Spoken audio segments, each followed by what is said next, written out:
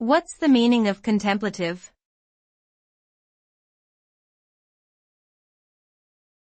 Contemplative.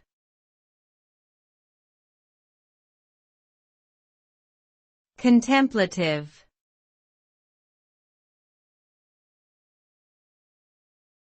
Contemplative.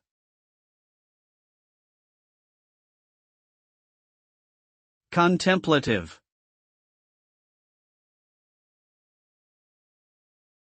Contemplative refers to a state of deep and thoughtful reflection or meditation.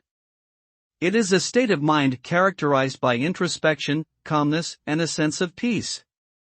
When someone is contemplative, they are typically engaged in quiet reflection, often focused on personal or spiritual growth. The act of contemplation can lead to insights, new perspectives, and a greater understanding of oneself and the world around them. Overall, it describes a mindset that is patient, reflective, and open to learning and growth.